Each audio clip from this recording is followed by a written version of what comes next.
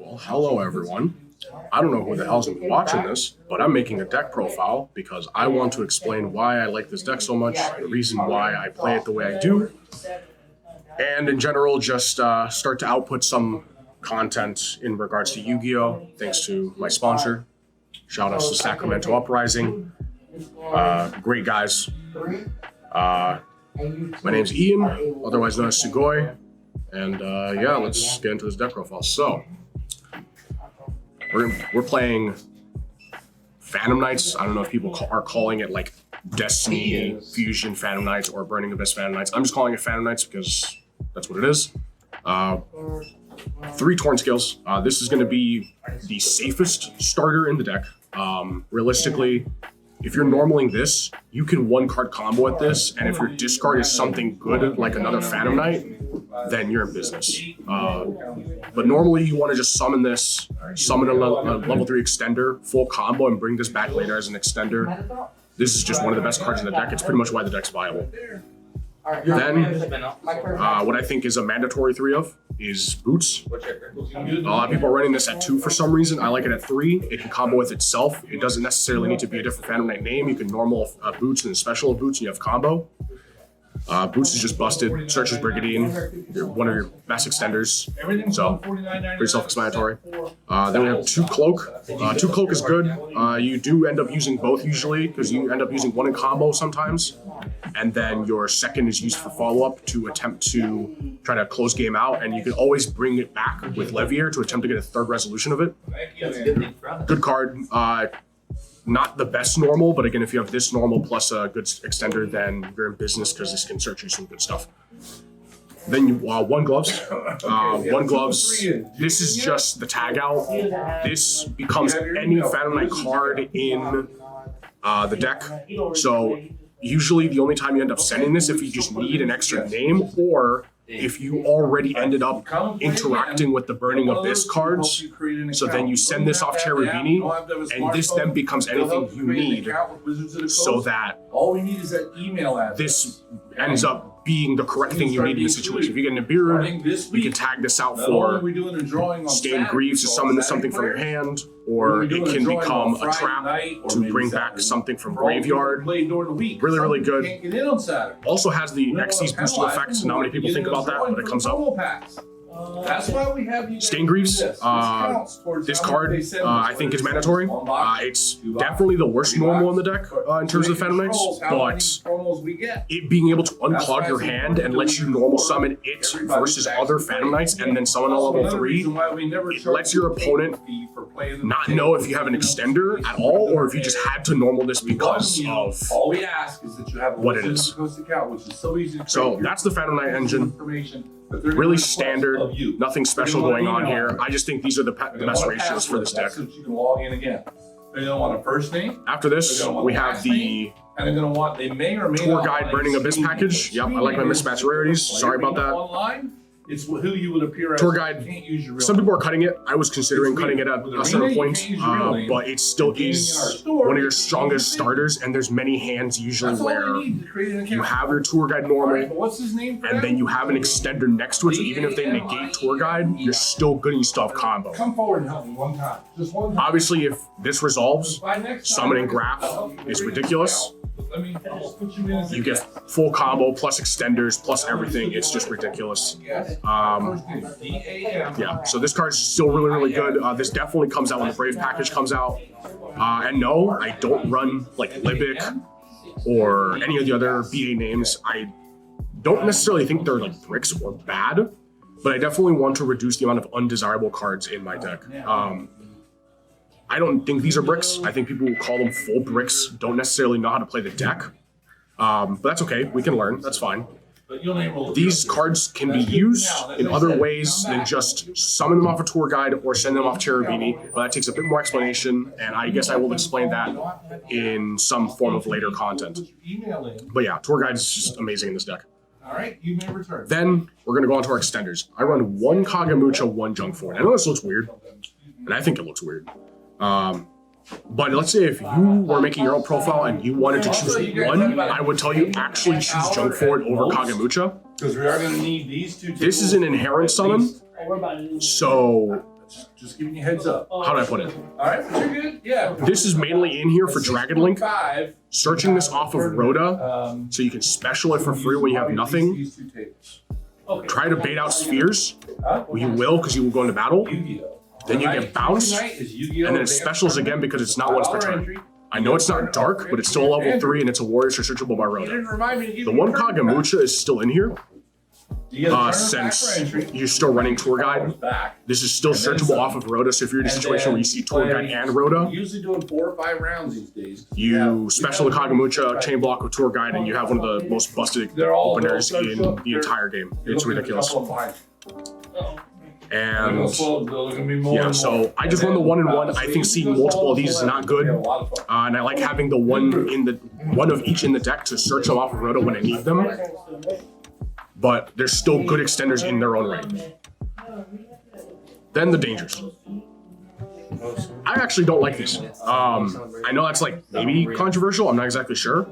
My problem with these cards is that they're really, really good on paper, and they do draw you that one card if something else gets hit, and you do want something else in your hand to go to graveyard, like PK cards.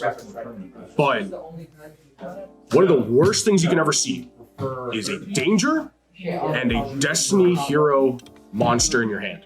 Because then if your danger hits one of those cards and you have to use your danger, you no longer can use your fusion. And that really, really, really, really, really sucks. But keeping that in mind, remember, you can discard Tsuchinoko off Torrent Scales and Tsuchinoko will bring itself back. Or you can discard Jackalope off of Torrent Scales and Jackalope will bring out Tsuchinoko. So these can be used in other ways. They're still really good, but they sometimes frustrate me. Then we have the Psychics. Honestly, self-explanatory. They're level 3 extenders. Their Earth, it being Earth, does come up, especially when you get hit by Arch Nemesis Protoss. Being able to summon Earth monsters and not Darks, go into Zeus, try to clear their board. It's a thing that happens. So it's good to play these non-Dark extenders. Junk Forward, by the way, is also an Earth. So that's good. Then we got the quote-unquote bricks. I say quote-unquote because I don't think Scythe is a brick, but you don't want to run more than one. If you draw your Scythe, all that means is that you don't have to make your Dagda. You just set it, and you're good. I've had hands where I've had unplayable, Fusion Destiny Scythe. I go, okay, cool. Set Scythe, activate Fusion Destiny. Now, unplayable, which is probably like traps, interrupts your opponent, and then you Scythe lock them with DP, and you have Celestial follow-up. These are obviously your hard bricks. You don't want to see them. You can still fusion from hand with them, but these want to be in your deck. Just hope you don't see them. If you see them, then you're playing one less card essentially. On to spells now. 3 Fusion Destiny. Self-explanatory. A lot of people like at these locals have asked me, "Hey, why do you run 3?" I run 3 because guess what? You can activate this at the end of your turn and still like do combo before that. It's not Red Eyes Fusion. This card's ridiculous. Run 3 if you're running DP. Period. Then you have the E-Tellies. The E-Tellies are good because they're literally E-Telly. They summon the Psychics. They are ridiculous. This is another great way to bait out D-Link because you E-Telly, you attack, and then the Psychic itself can still special using its own effect. So E-Telly is just really, really good. Call by. I mean, it's call by. Even if a lot of hand traps aren't being run right now in this meta, call by still hits a lot of things in graveyard, such as DP and other things like that. It's still call by. It's an interruption. It's one of the best cards in the game. It's at 1 for a reason. It's at 1. Yep. But it should be at 0 or 3, but it's at 1 till we run it. Rhoda. Like I said, I like Rhoda in this deck a lot because of specifically being able to pick between Kagamucha or Junk Forward, but this can become anything else. Technically, your best search is Torn Skills, but Rhoda's just Rhoda. It searches nearly the entire deck. It's really good. And then here's my let me try to deal with you package. Unfortunately, I don't own droplets. If I did, I would sub out either Chalice or Dark Ruler.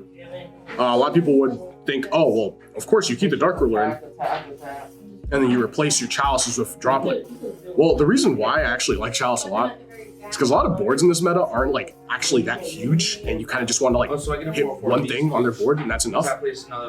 I also have interesting scenarios that I recently figured out where if I draw a Burning Abyss and I need to use it for combo, but because they blow themselves up, I can't. You could summon the Burning Abyss, chalice it yourself. Now it's negated. So if you normal graph and have any other level 3 extender,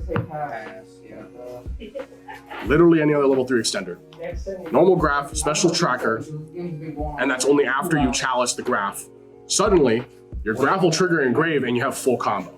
So chalice actually comes up not just as go second interruption or a go first interruption. It can also be a go first combo piece. Really weird interaction. But that would be the other reason why I want to keep it. It's also a quick play over Dark Ruler not being a quick play. Anti-spell and Imperial Order are really, really popular right now. If you can't necessarily get rid of those traps, being able to chain Chalice to negate something on their board on activation of those traps is good. So that's how I'm feeling about Chalice. Do I think Droplet's amazing in this deck? I think it's mandatory. But I don't own it. I'm gonna own it soon, and then we'll be good after that. Dark Ruler. I mean, it's Dark Ruler. I don't play Imperm because of Shea Brigandine. And I mentioned that because Dark Ruler is a card you can draw as your 6. Imperm is a card you can draw as your 6 to negate the one troublesome thing. Dark Ruler just does a lot more. You can negate Dragoon of it. You can negate your Windows. You can negate those giant boards that other combo decks are making, and you're good. And then after that, you clear their entire board and you win. Triple Tactics. Sure, not a lot of people are playing hand traps. Do people still do? Yes. If they hand trap you, you are not going to lose because this deck does not lose to hand traps. You then play this, you rip a card out of their hand, and then you double win. It's also still a really good going second. Exactly, right. This is exactly why I brought it up in conjunction with these cards. Because yes, if someone is doing something, to try to interrupt you while you're going second, you play this, try to take something, and then you're good to play through. So those are like essentially my go second interruption based things. They're my traps. That's it. I hate this card, but because I'm running Scythe in the main deck, this is in here. There's times where you need the extra trapping graveyard. There's times where you need the extra extender. There's times where you can just set this, and then on draw phase you activate it. It goes to graveyard immediately, and that's why you play Wing over Sword, because Sword is a continuous. I still hate it though. It's not good. This is not a good trap. It'll come up, sure, as a cute effect. Its Monster Reborn effect, just like the other traps, are good, but it itself is garbage. You don't want to see it, but it's still good. You still play it. You can cut it if you want. I tried cutting it. I didn't like it, so it's back. Shade, I love you. This is my baby. I have like 17 of this card. It is everything I've ever liked in Yu-Gi-Oh! It is a warrior, it is dark, it is level 4, and it's a 3 special. That's just Brigandine. 3 Fogblade. Self-explanatory. This card's broken. This is actually one of the main reasons why this deck is so strong. Being able to stop the entire card that you're negating with this, and then they can't even attack. Hey, you're just in there. This card's just good. It's just really, really good. That's the main deck. We're gonna go on the side deck now. Or sorry, my bad. Extra deck. So, DP. You saw the package. This card's broken. This card's better than Dragoon. Don't at me. Everything this card does, you can just win with this card by itself. Hey Ian. What's up? Who wins in a fight, Dragoon or DPE? In a direct fight, Dragoon wins, but Phoenix Force are got homies, and they're called Dasher and Celestial, and Dragoon Negate? Hey. Look, this card's broken. Pop Scythe, GG. This is Things in relation to DP. 1, All Mirage, 2, Link Spider, Verte. 3. This is obvious. We know why this is being run. Link Spider is there for the tokens and the Brigandine to make Verte. I'm trying out All Mirage. This used to be my Evil Swarm Nightmare, but I'm trying this because sometimes you have those hands where you have a bad normal and you don't have an extender. You can, for example, you just have Boots. Boots and Unplayable. Your normal Boots make All Mirage, Boots search Brigandine, make Link Spider, and then you make Verte, and you're at least able to do something. But in those hands where you only have that one monster, you can't do anything. If you have All Mirage, you hope it's something that does something in Graveyard. And Evil Storm Nightmare really just isn't coming up that much for me. So hopefully All Mirage will show work for me, but in theory, it's good. Now we got my other links. Cherubini is if in a weird alternate reality where this deck becomes literally tier 0, this will be the card to get banned. Sending level 3 for cost is broken, and everything else alongside it is broken as well. Scythe Searcher. Shouldn't have the second effect. It has the second effect. Don't negate Scythe. Cyclone it. Period. That card's good. Bardiche. This card got unbanned. This was one of my favorite cards. It is now one of my favorite cards, and it's just so good. It does so much. It is free pluses. Dark decks run it. I love dark decks. It's rusty. It's amazing. It helps with the Scythe lock. Then you got Unicorn and Access Code. These go hand in hand. This is the link 3 that I want to make while trying to get into Access Code. It just does not have to be Access Code. A lot of people are thinking it has to be Access Code. I think Access Code is really, really good. I think it's really, really busted. I think it's one of the god cards that this extra deck has. But this can be Boral Sword. Make it Boral Sword if you don't have Access Code. It's Also fine. be Abomination. Sure, they can also be You really Abomination. want to play budget. But Boral Sword's pretty not that bad. Do Boral Sword in my opinion. Then App. I've been going into App less and less and less every tournament, and it's because in this variant you don't have the gas to go App before Nibiru and Dagda and Verte, but you do have those hands where App does get made and it's still a good card. But it's definitely on the watch list. Double Break Sword. This should never be 1. Wait, which one's his Planeswalker? Should it be 3? I don't think so. I love 2. I've never had a problem with running out of Break Swords, essentially. You do end up using one in main combo. Second one's for follow-up. And that second one hurts. Not me. Hurts them. It's such a strong card. Break Sword's broken. Levier. It's Levier. Use this to keep your resources afloat. Use this to make sure your Torn Skills doesn't get banished. Use this to make sure the bosses brought back from Fogblade don't get banished. Good card. Then Downer Zeus. This is the other god card. I used to abuse this card a lot more often when Dragoon was the fusion in the meta. But I don't see Dragoon as much anymore. But still, this outs those boards that you can't out. It's light. You can play it during Proto stuff, and it's good. It's Zeus. This deck can play it. If your deck plays Xyz, play Zeus, period. That's the extra. Now we're going to go on to the side deck. Side decks, people have to understand, these are completely based on your locals meta. These are based on your regionals meta. This is based on what you are expecting to fight, but I will still show it so that people can get an understanding of how I think. This is the only hand trap that I play. And yes, you may have noticed, I don't really play hand traps. I don't think hand traps are actually good this meta. I think a lot of board breaking is good, and this deck personally already does really, really good board breaking. So just giving it more board breaking probability with stuff like Dark Ruler, Chalice, etc., will assist it in just breaking a board instead of trying to hand trap them and then they still extend past and then they triple tactics you, and you don't want to do all that. This card works against both of the most recent decks, Flunderies and Sword Soul. Yep. And this can be set off Dagda. There are times I'm going first against a deck that doesn't use the extra deck, or a deck that does both, banish and use extra deck. So I side in maybe all 3 going first if I'm really feeling it, but then you just have Dagda set Lancia on their turn while you set Scythe on your turn, and I've had games where I pop both. Then I Lancia them and I Scythe them. Then they can't do anything. Is that the best play? No. But it's still pretty good. So just Lancia, best hand trap format, period. That's what I think. Then I hate back row. I hate back row. I despise it with all my being. It is... it's frustrating to play against. Thank you, Blaine, for playing back row and making me understand why I hate it more.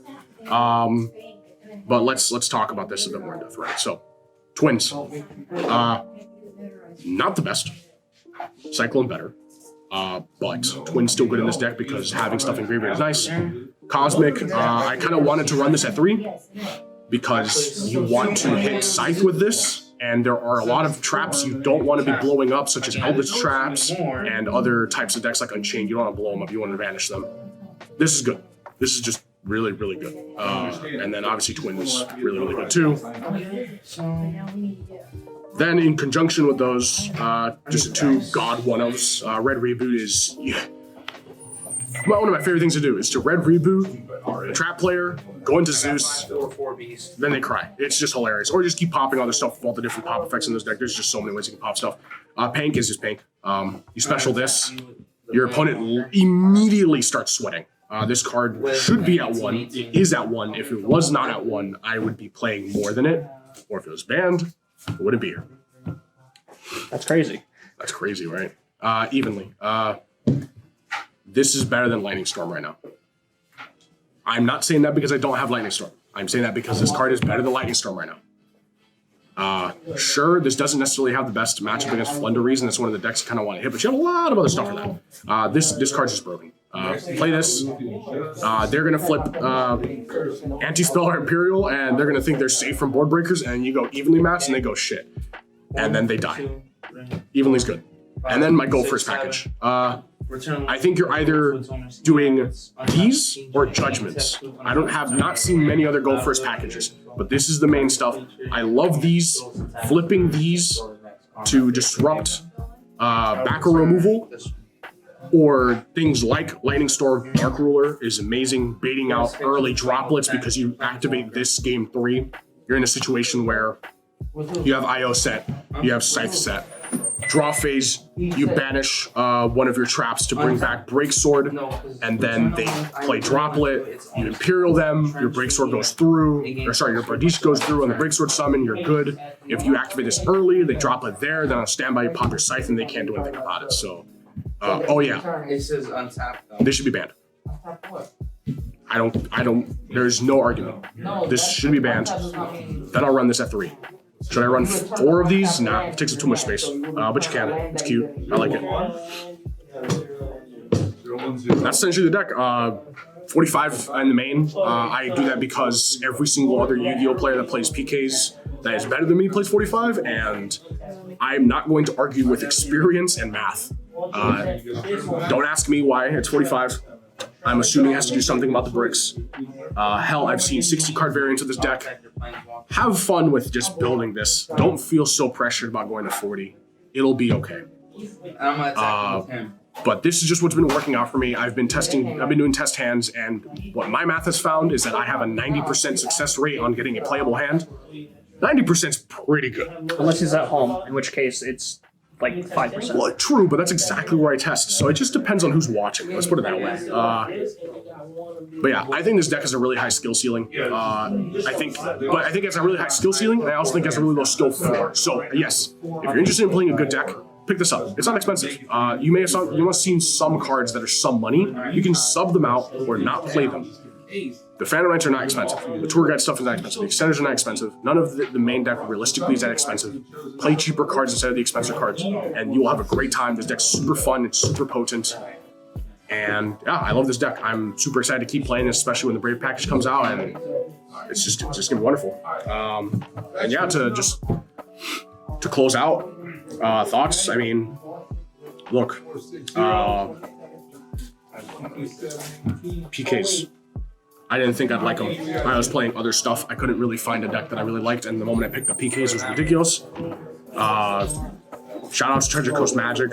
Wonderful venue here. I'm super glad they exist. They're really the store that helped me invigorate where I am with Yu-Gi-Oh! Now.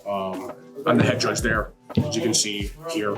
And it's a super, super nice environment, super, super welcoming people, great owners. And yeah, again, shout out to my sponsor, Sacramento Uprising.